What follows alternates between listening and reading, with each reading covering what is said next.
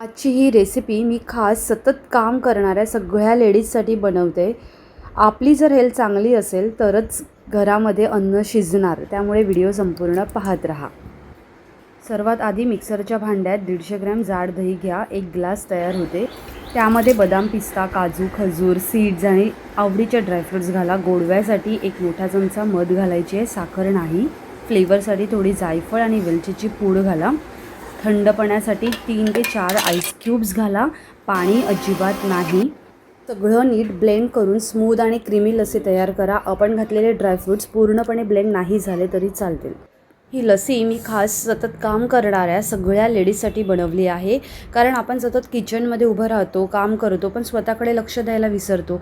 म्हणूनच एक छोटासा ब्रेक घ्या, सोफ्यावर बसा आणि थंडगार लस्सी एन्जॉय करा. आणि हो, सोफ्यावर बसायच्या आधी गॅस कमी करा, नाहीतर लस्सी महागात पडेल. धन्यवाद.